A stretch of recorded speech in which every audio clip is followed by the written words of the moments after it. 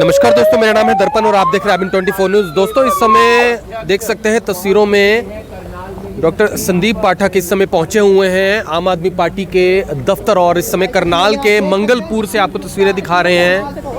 तो यहाँ पर फिलहाल आप देख पा रहे हैं तस्वीरों के अंदर राज्यसभा सांसद हैं और किस तरीके से यहाँ पर सभी कार्यकर्ता उनका जो स्वागत है फिलहाल करने के लिए यहाँ पहुंचे हुए हैं। तो यहाँ पर फिलहाल देख सकते हैं कि किस तरीके से कार्यकर्ता एक सम्मेलन यहाँ पर है, कार्यकर्ताओं की एक मीटिंग है जिसमें संदीप पाठक यहाँ पहुंचे हुए हैं। और यहाँ पर जिस तरीके से आने वाले समय में चुनावों को लेकर सरगर्मी बढ़ती जा रही है और अब सभी पार्टियों में जो कार्यकर्ता सम्मेलन है वो लगातार जरूर होते हुए नजर आ रहे हैं। देख सकते हैं उनके स्वागत के लिए यहाँ पर देख सकते हैं उनका स्वागत भी यहाँ पर किस तरीके से फूल बरसाकर स्वागत जो है फिलहाल उनका जरूर होते हुए नजर आ रहा है।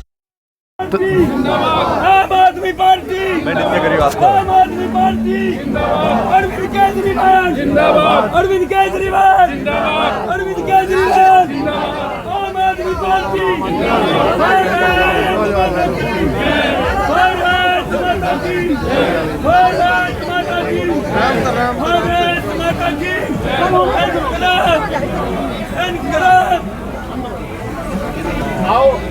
तो आप देख सकते हैं जो संदीप पाठक हैं वो फिलहाल अंदर जाते हुए जो यहाँ पर मीटिंग चलते हुए सभी कार्यकर्ताओं की, और किस तरीके से काफ़ी भारी संख्या में जो लोग हैं इस समय देख सकते हैं बाहर पहुँचे हुए हैं काफ़ी ज़्यादा संख्या के अंदर। और सभी से निवेदन वीडियो को ज़्यादा से ज़्यादा शेयर ज़रूर करें। फिलहाल आप देख सकते हैं कि जो लोग हैं वो फूल माला डालकर उनका स्वागत जरूर करते हुए नजर आ रहे हैं। और साथ से बता दें संगठन मंत्री भी हैं और साथ ही साथ जो राज्यसभा सांसद हैं उनका स्वागत फिलहाल यहाँ पर देख सकते हैं किस तरीके से सभी जो कार्यकर्ता हैं वो यहाँ पर ज़रूर नज़र आ रहे हैं।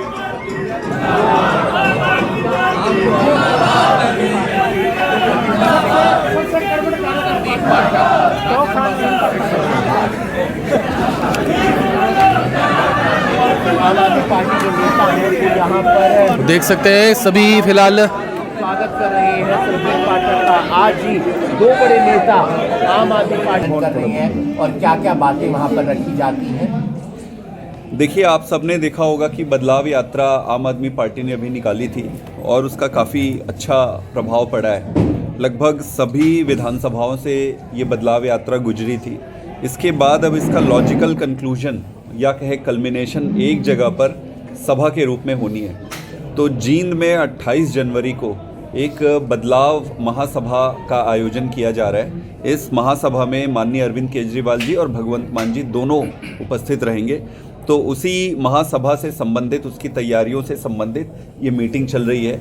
ये आज मेरा दूसरा दिन है और इसके बाद 9 तारीख और 10 तारीख को फिर से मैं बाकी की जगहों पर जाऊँ। चित्रा सरवारा और निर्मल सिंह ने पार्टी छोड़ दी है। आज वो दिल्ली के अंदर किसी पार्टी को ज्वाइन कर सकते हैं। चर्चा कांग्रेस ज्वाइन हो चुकी है, हो चुकी है। किस तरीके से देखते हैं वो जा रही हैं? कोई बात नहीं, वो उनकी मर्जी है। हम एक मिशन के साथ निकले हुए हैं। हमारा एक मकसद है इस देश में स्कूल, हॉस्पिटल, गुड गवर्नेंस, ये सारी चीज़ों को राजनीति में लाकर और इसके माध्यम से देश में बदलाव लाने के लिए। आपको मैं बता दूं कि ये आसान रास्ता नहीं है। जितने धुरंधर पॉलिटिकल पार्टीज़ यहाँ पे पहले से जमे हुए हैं, इन सबको उखाड़ कर फेंकना, इनको हटाना कोई आसान काम नहीं है। अरविंद केजरीवाल जी के नेतृत्व में आम आदमी पार्टी इस मिशन पर लगी हुई है। खास कारण जो भी व्यक्ति हमारे साथ जुड़ रहे हैं, हम जोड़ रहे हैं। जिन भी व्यक्ति को लग रहा है कि उनका रास्ता अलग है, वो उनकी मर्जी है। कोई खास निकल कर आई है। 2 टिकटें मांग रहे थे, टिकट नहीं दे चुके इस वजह से पेश नहीं हुए हैं। हालांकि वो ये कहते हैं हम ईमानदार हैं, लेकिन फिर वो पेश क्यों नहीं होते? देखिए, हम ईमानदार हैं, इसीलिए ईडी का सम्मन आ रहा है और इसीलिए हमारे इतने सारे नेता जेल में इन्होंने डालकर रखा है। मैं आपको बता दूं कि लगभग 1.5 से 2 साल हो चुके हैं इस केस को। 1.5 से 2 साल में कोर्ट में इन्होंने लगभग सैकड़ों गवाह इन्होंने जांच बीन कर लिए, सब कर लिए। चार्जशीट फाइल हो चुकी है केस की। इतने दिन में कभी भी इन्होंने अरविंद केजरीवाल जी को नहीं बुलाया। लगभग 8 महीने पहले सीबीआई ने बुलाया था, वो गए थे, बाकायदा वहाँ पर जो प्रश्न पूछे थे बताए थे। इन्फोर्समेंट डायरेक्टरेट ने, ईडी ने इन 1.5 सालों में एक भी बार केजरीवाल जी से कोई प्रश्न नहीं पूछा।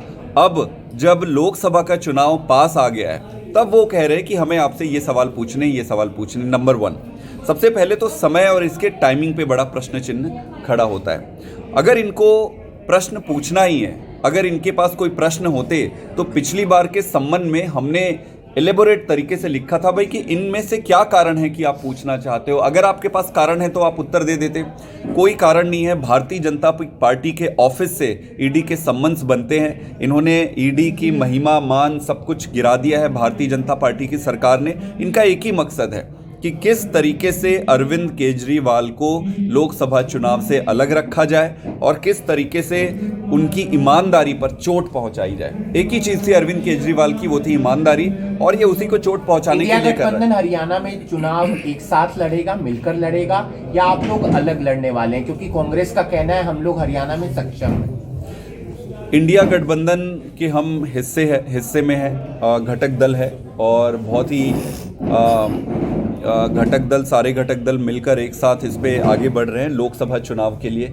हम भी लोकसभा का चुनाव, ये जो गठबंधन हुआ है लोकसभा के चुनाव के लिए हुआ है। लोकसभा के चुनाव में मिलकर आगे जाएंगे।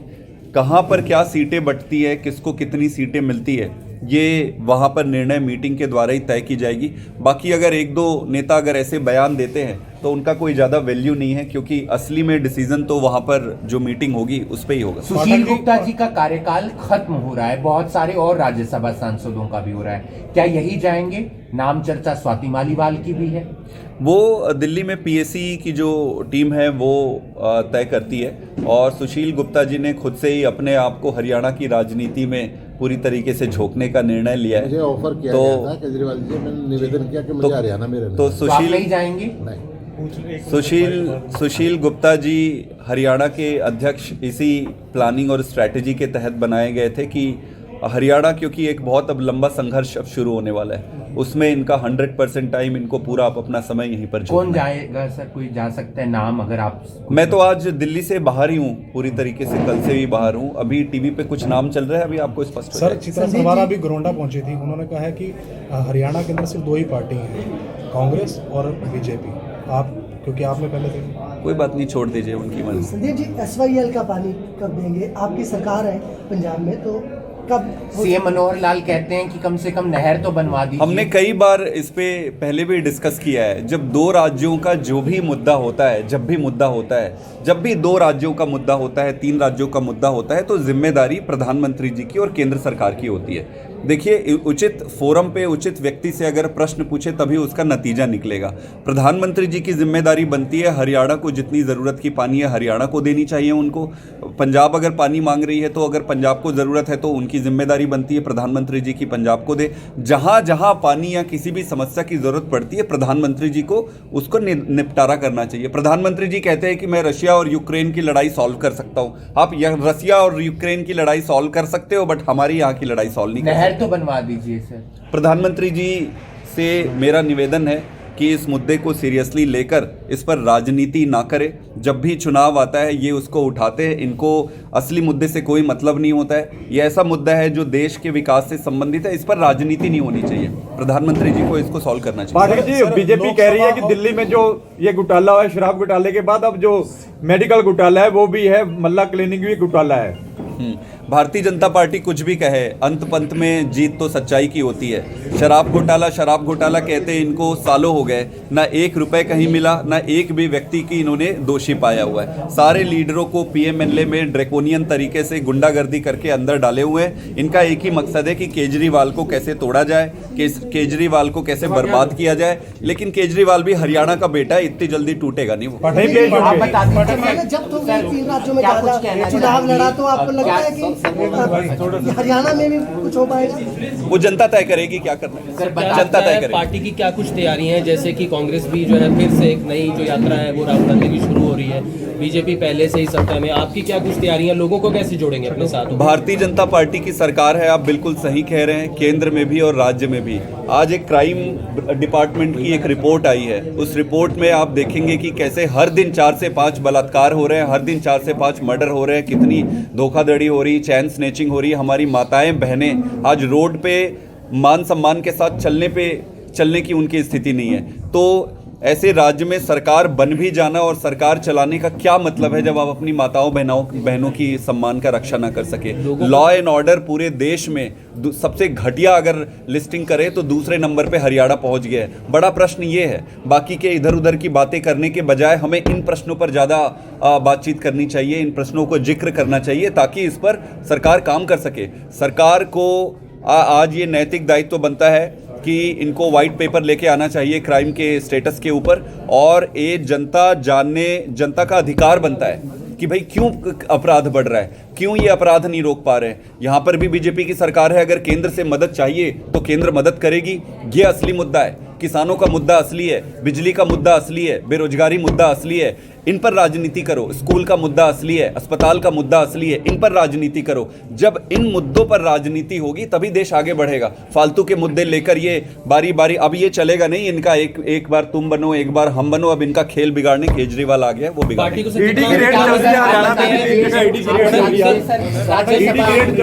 क्या बात आपने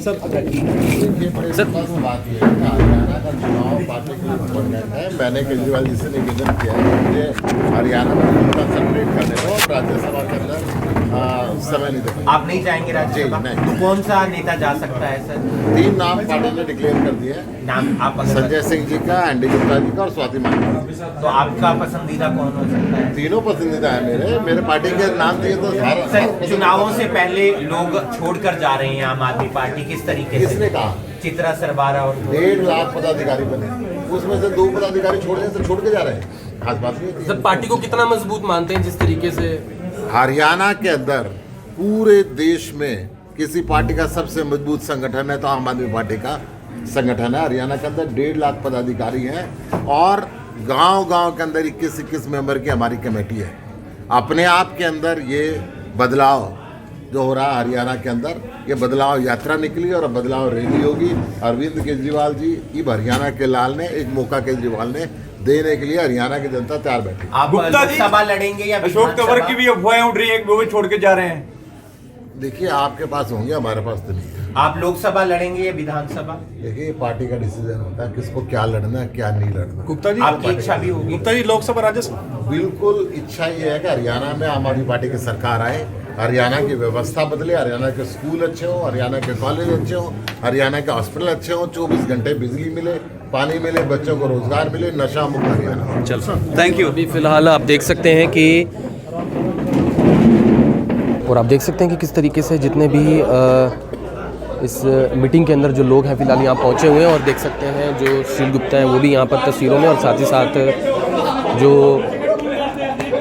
डॉक्टर संदीप पाठक जो हैं वो भी यहाँ पर किस तरीके से पहुँचे। और सभी लोगों से निवेदन करना चाहेंगे वीडियो को ज़्यादा से ज़्यादा शेयर ज़रूर करें। और अभी फ़िलहाल देखते हैं आने वाले समय में क्या होता है। अभी फ़िलहाल यहाँ पर बहुत सारे जो सवाल हैं वो पत्रकारों ने यहाँ पर किए, और उन्हीं को लेकर जो है फ़िलहाल आज एक सम्मेलन यानी एक जो मीटिंग है वो आम आदमी पार्टी की यहाँ पर अभी फ़िलहाल के लिए जो है डॉक्टर संदीप पाठक पहुँचे हुए थे।